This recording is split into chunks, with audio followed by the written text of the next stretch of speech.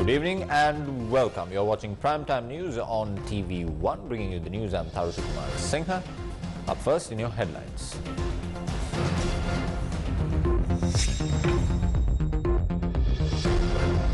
President lands in New York. UN address scheduled for the 22nd. Agreement signed with an American company for the generation of power and supply of LNG. Mayor of Hambantota, Raj Fernando, who was arrested for assault, released on bail. Self-employed workers who protested demanding to allow them to work, arrested in Fort.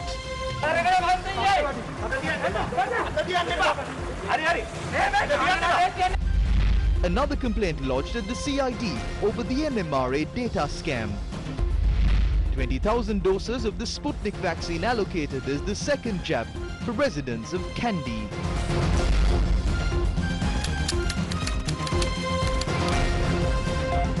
Top story tonight. President Gotabaya Rajapakse, who left to the United States to attend the 76th session of the United Nations General Assembly, arrived in New York.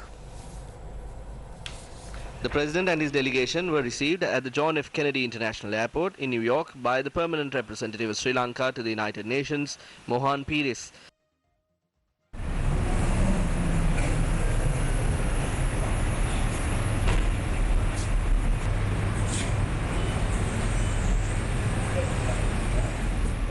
The UN General Assembly session is scheduled to commence on Tuesday, the 21st of September. President Gotabaya Rajapakse is scheduled to address the General Assembly on the 22nd of September. The Foreign Ministers Summit of the United Nations General Assembly will begin tomorrow morning. State leaders of several countries have already arrived in New York to attend the summit. The President, who will address the General Assembly session on the second day of the State Leaders Summit, will also address the Food Systems Conference on the 23rd and the Energy Dialogue on the 24th. The President will also hold bilateral talks with several world leaders on the sidelines of the event. Foreign Minister Professor G.L. Piris, Principal Advisor to the President Lalit Veeratunga, and Foreign Secretary Admiral Professor Jayanath Kolambage accompanied the President during the visit. Leader of the Janata Vimukti Peramuna Anura Kumara Disanayaka today revealed that the government has signed an agreement with an American company to generate electricity and supply liquefied natural gas. Proposals had been made to sell 40% of the shares of West Coast Company, which owns the 350 megawatt Yugadanvi power plant currently operating in Keravalapitia, to a company called New Fortress Energy Inc. of the United States. In addition, it was proposed to award the project for the construction and maintenance of the floating storage and pipeline for the supply of liquefied natural gas to the same company. The cabinet paper was presented on the 6th of September 2021. When this cabinet paper was approved, none of the ministers had a copy of this cabinet paper. None of them had seen this, but the cabinet of ministers approved this. They approved the cabinet paper and said that the agreement for the sale of shares and the purchase will be signed and then presented to the cabinet of ministers for approval. But you have to approve after you sign the agreement. The agreement has been signed. So what really happened here? On the night of the 17th, this historic agreement had been signed. The agreement was signed 6 minutes after midnight. They are signing an agreement that impacts the country at midnight on a Friday. The foreigner who came to sign the agreement boards a flight and travels back to America in the morning. Afterwards, Gotabaya Rajapakse traveled to the United States. That is what happened. Are these people owls to sign agreements at midnight? Are they nocturnal creatures?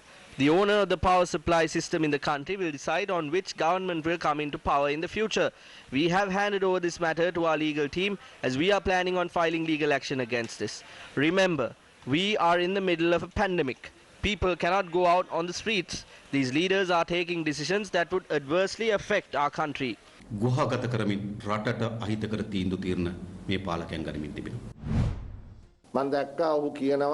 I saw him saying that there is oil worth $200 billion in Sri Lanka, and that is the only way that Sri Lanka can be made a developed country. In the midst of all of this, we see Basil Rajapakse getting approval to sign a contract to supply LNG to existing power plants in the island. and then to all other power plants after they have been converted to an American company called New Fortress. They say that they have also agreed to sell off 40% of the Kerala-Pittiya West Coast or the Yugadanavi power plant. There is a contradiction here. If LNG has been found in MENA, there will be no demand for it through this New Fortress deal. මේ New Fortress ගනුදෙනුවෙන් කියලා. එක පැත්තකින් මේක බලශක්ති ස්වෛරීත්වයට ප්‍රශ්නයක්. On one hand, this is an issue to our energy sovereignty. After that happens, to simply switch on a light bulb in our house, we will have to agree to all political influences and military moves of the United States. 1/3 of the entire oil distribution operation was handed over to India. 109 acres of land was filled in Muthurajavela, and a Chinese power plant is being constructed there right now. It will be United States, China and India that makes all the decisions on the supply of power in Sri Lanka. This is taking place completely outside Parliament. These things are more dangerous than the pandemic. Basil Rajapakse, who is a dual citizen, will run back to his own country. After he leaves, the officials will be stuck here. So we would like to ask these officials not to get involved in this and not to sign off on these matters. මේවට මැදිහත් වෙන්න එපා, මේවට අස්සම් කරන්න එපා. Advertisements have been posted on print media to give 3 more valuable lands within the Colombo municipality to investment projects on a 99-year lease. The advertisements have been posted by the Urban Development Authority. Tenders have been called to lease 3 plots of land located on the DR Vijayawardena Mawatha in Colombo 10 for mixed development projects. According to the advertisement, the Sri Lanka Exhibition and Convention Centre located at number 12 DR Vijayawardena Mawatha, the People's Bank Queens branch located at number 38 DR Vijayawardena Mawatha, and the Satosa storage facility at number 40 DR Vijayawardena Mawatha have been proposed to be leased for these projects. The base value of the land in which the Sri Lanka Exhibition and Convention Centre is located is 3.7 billion rupees. Base values of the lands in which the People's Bank Queens branch and the Satosa storage facility are located are respectively 1.3 billion rupees and 1.6 billion rupees. It is against this backdrop that a number of valuable properties within the Colombo city, including the Foreign Ministry building, the Hilton and the Grand Oriental, are to be given to Selendiva investment projects. As it was mentioned in your headlines for tonight, the Hambantota Mayor Eraj Ravindra Fernando, who was arrested for committing assault, was granted police bail today. According to the police, further developments of the incident will be presented before the mediation board.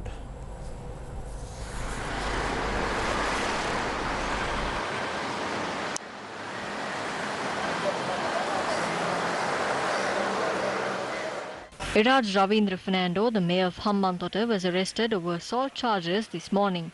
An investigation was launched into the incident after the individual who was assaulted lodged a complaint at the Bambalapitiya police. The complaint read that the mayor forcefully entered a plot of land located on Kotalawala Avenue in Bambalapitiya at 12:40 am on the 14th of this month and assaulted a group including 2 security officers.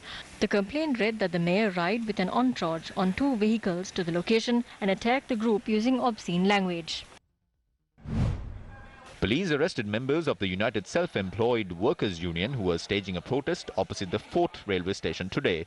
The protesters pointed out that the government that allowed for wine stores to reopen are not allowing them to engage in their livelihoods. They've made a mockery of the curfew in Sri Lanka and allowed businessmen close to them to reopen wine stores.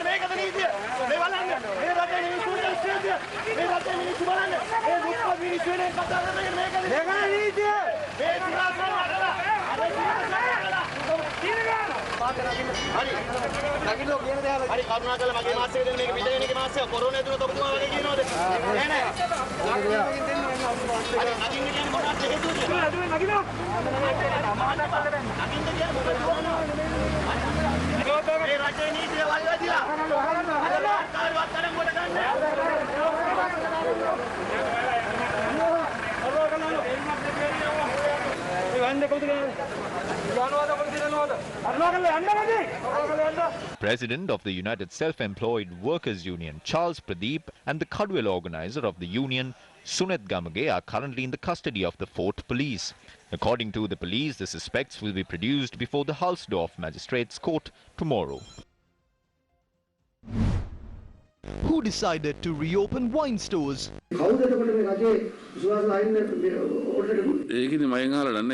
Posing that question to me is pointless. Permission of the commissioner is mandatory to reopen wine stores. That is what we know. If wine stores remain open, the government get 5 billion rupees daily. During these times, we need to look at all angles.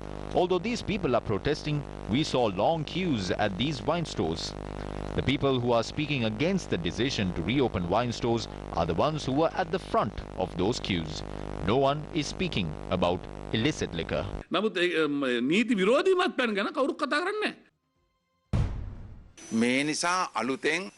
Does this not give rise to a new wine store cluster? Was the government and the COVID-19 task force aware of these things when they were done? According to the information we have, a majority of the wine stores in the country are owned by politicians. We would like to ask whether the government knowingly compromised the health of all, as well as the morality of the people, and decided to reopen wine stores. Crime Watch. 2 murders were reported today where the wife had murdered the husband. A woman who surrendered to the Avisavela police this morning had said her husband had come drunk and assaulted her last afternoon. She told the police that she hit her husband on the head using a pestle while he was asleep at around 9 p.m. The victim was a 29-year-old resident of Kapuelle in Daigala, Avisavela. His wife, who surrendered to the police, is due to be produced before the Avisavela Magistrates Court tomorrow. A similar incident was reported in Jaffna. Police said the wife had assaulted and killed her husband using a coconut scraper around 1:30 this morning. Preliminary investigations had revealed that the man was an alcoholic and that a family dispute had led to the murder. Crime Watch. The youth collective of Polonnaruwa point out that the construction of a jogging track along the bund of the Parakram Samudra must continue. However, the movement to protect the Parakram Samudra stressed that they will not allow this valuable national asset to be destroyed. A group calling themselves the Youth Collective of Polonnaruwa visited the bund of the Parakram Samudra, where the jogging track was planned to be constructed, and they inspected the site. We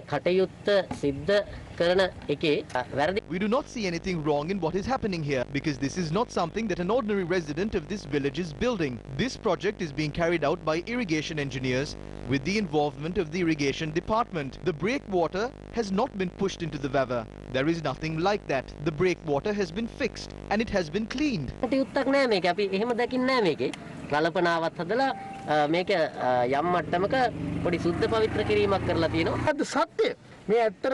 These young people came here to find out the truth behind this. When Roshan Ranasinghe is carrying out these projects after being appointed as a state minister, we request everyone not to hold him back. If this Vava is being destroyed, we are the first to stand against it. About 20 tippers carrying sand and rocks travel along these roads. Look at how cracks have appeared on the road. The people who are opposing this project must first stand against that.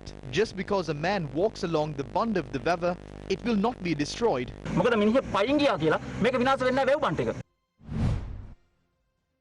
The movement to protect the Parakram Samudra convened at the Bodhimalu Viharaya this morning. The group included farmers and the Mahasangha.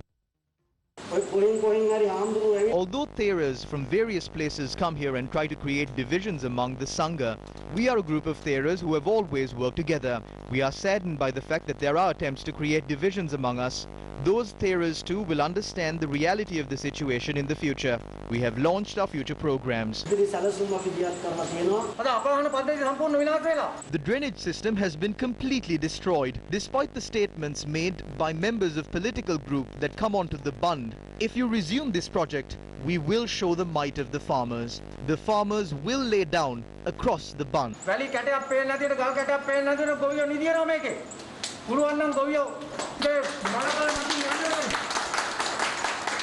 Following discussions between the farmers and the Mahasangha, the group inspected the area where the bund of the Parakram Samudra was damaged due to the construction of the jogging track.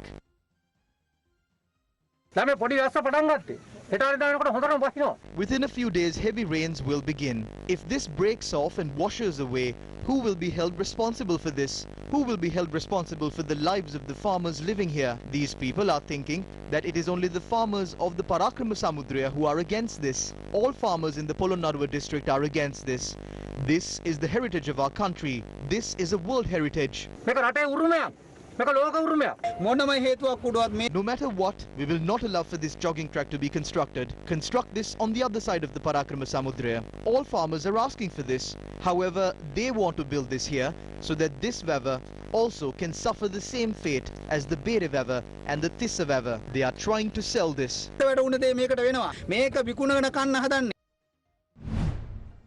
Marking the occasion of the Sri Lanka Freedom Party's 70th anniversary, former President Maithripala expressed his views at a blood donation program at the Maithripala Pirivena in Talangama South today.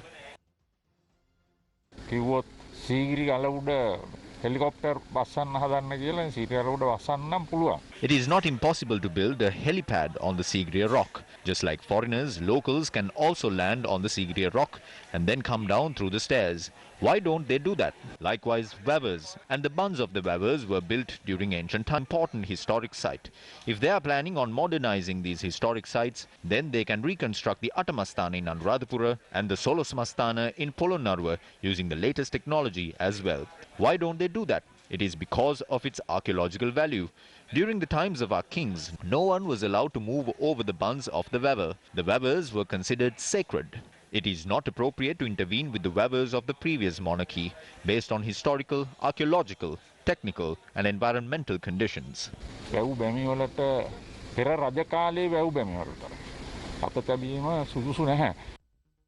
Endemic to our nation, found nowhere else on earth, the cascade system of ancient Sri Lanka. Let's make our irrigation heritage a UNESCO World Heritage.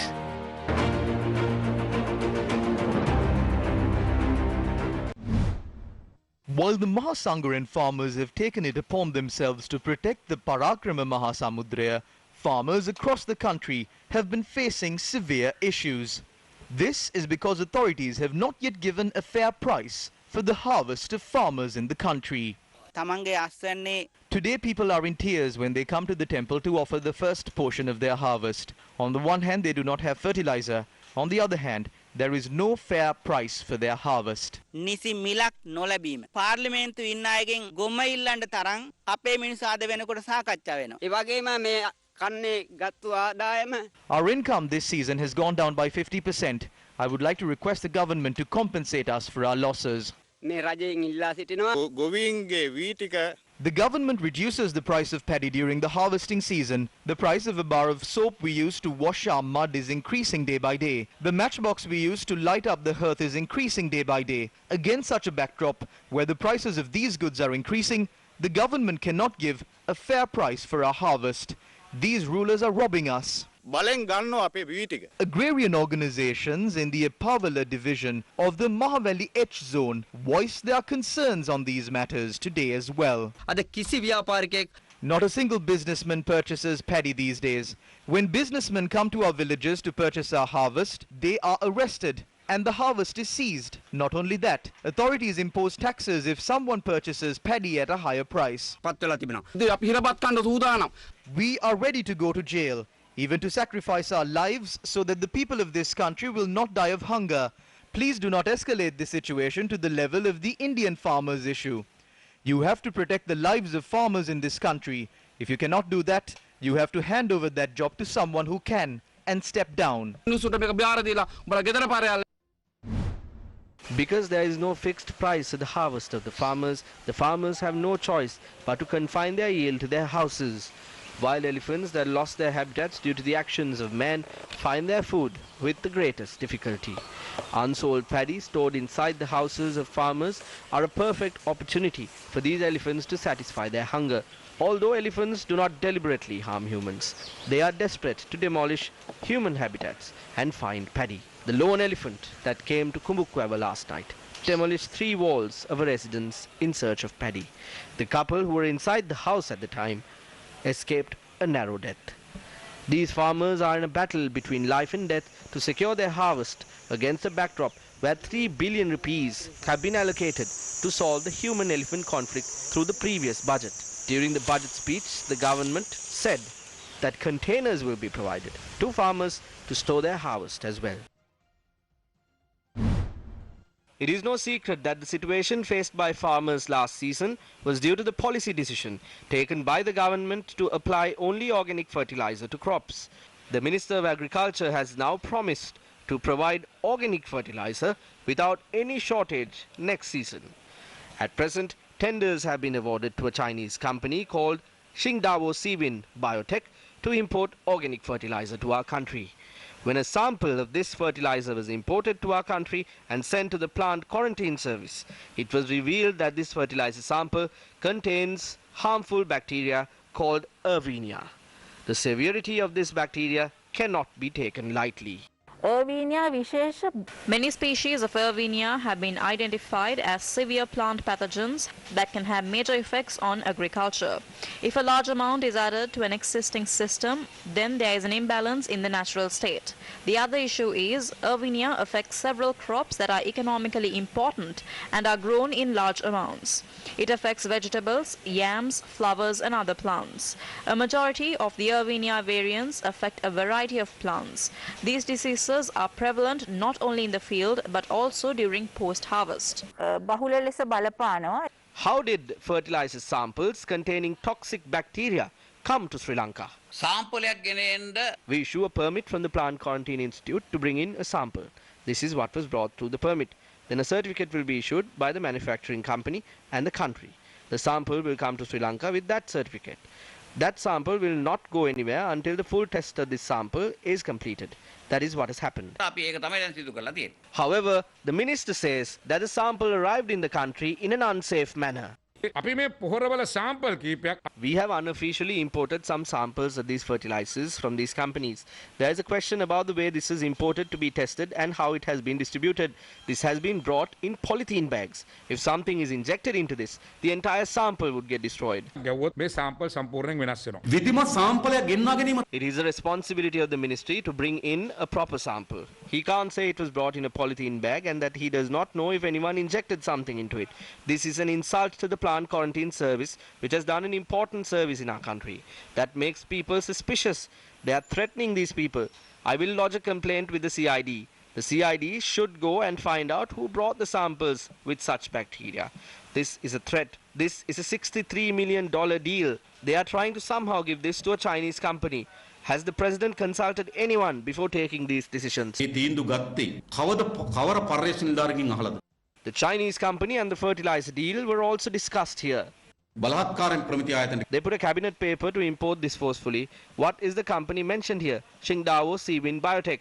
A metric ton is $446. This should be brought down by the 15th of September. The date has passed now, hasn't it? There was another one. There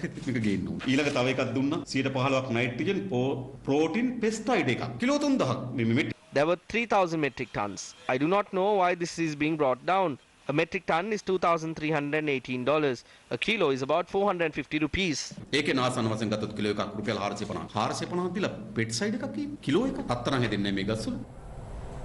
More news coming your way after this short commercial break.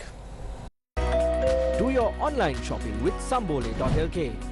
Home delivery and pickup now available. Sambole.lk. Welcome back to the news. Venerable Pahiyangala Anandasagara Thero lodged a complaint at the Criminal Investigations Department regarding the data wipe of the NMRA from the Lanka government cloud. The data scam. The complaint by Venerable Pahiyangala Anandasagara Thera highlights some key suspicions in the data wipe of the NMRA. We can see the masterminds behind the medicine mafia of this country orchestrating these incidents very tactically. The registration of medicine for COVID-19 and other COVID-19 tests, including antigen test kits, had been done manually and not on this digitized system. So even when this system was operational, the registration of COVID-19 related medicines and test kits were done manually. It is the same mafia that regulates the medicine, brings down the medicine, conducts research on the medicine and distribute the medicine. It is the state ministry. This institution needs to be developed properly. If not, it must at least be taken under the Ministry of Health, the main cabinet ministry, and it must be regulated properly. The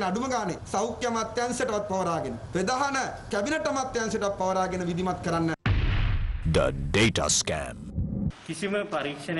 None of the research has stopped. The CID and my ministry are looking into this matter. Legal action against this is also continuing. The court will take appropriate steps based on the facts reported to court by the data scam. This is more than a simple mistake of an engineer. What we see is that this engineer had done all of this after he had already made preparations to leave the company. The biggest issue here is if such a database that stores sensitive information vital to national security is not safe. What can we say about the national security of our country? The data scam. Has the issue surrounding the second dose of the Sputnik vaccine been resolved? A consignment of 120,000 doses of the Sputnik COVID-19 vaccine reached the island today. The Russian-manufactured vaccine arrived from the capital of Moscow. The consignment was transported to the central storage facility of the State Pharmaceutical Corporation of Sri Lanka.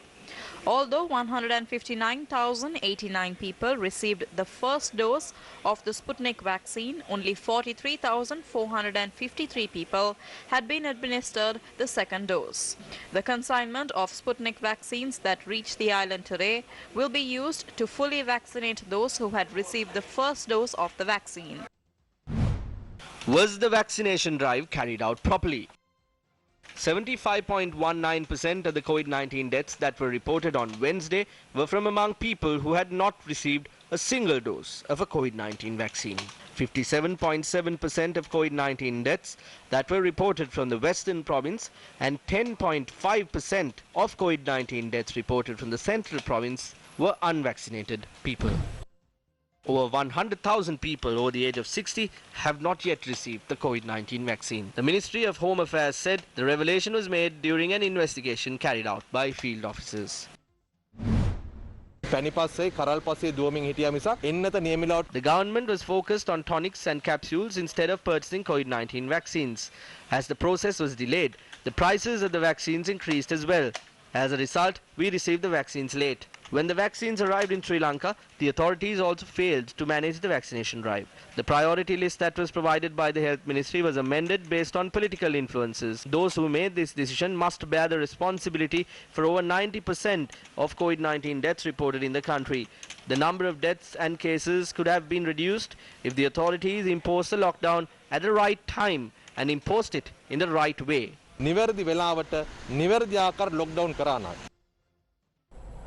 Opposition leader Sajith Premadasa alleges that the government is trying to disrupt the education of children through its reluctance to solve problems in the field of education.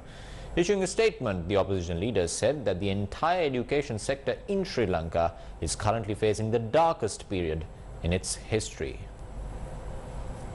Premadasa points out that the government does not understand the consequences of its actions during this dark period in history and has not taken action to ensure that the children can enjoy the benefits of the school system.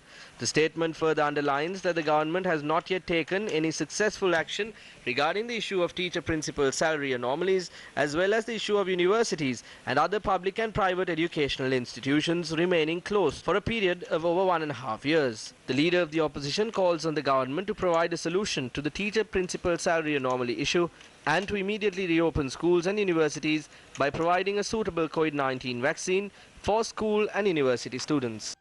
Problems are a part of life.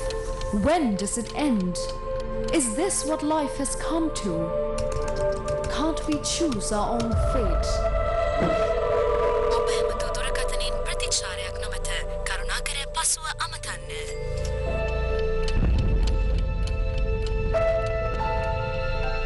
No. This is our time. The time to move forward.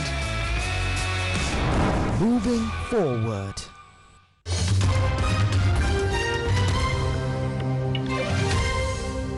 Now, the Taliban have excluded girls from Afghan secondary schools, with only boys and male teachers allowed back into classrooms. Taliban officials who seized power last month said they were working to reach a decision on reopening schools for women. Many fear a return of the regime of the 1990s, when the Taliban severely restricted girls and women's rights. Under the new government, Taliban officials have said that women will be allowed to study and work in accordance with the group's interpretation of Islamic religious law. But working women have been told to stay at home until the security situation improves, and Taliban fighters have beaten women protesting against the all-male interim government. Focusing your attention from Afghanistan to Europe, French Foreign Minister has accused Australia and the US of lying over a new security pact that prompted Paris to recall its ambassadors.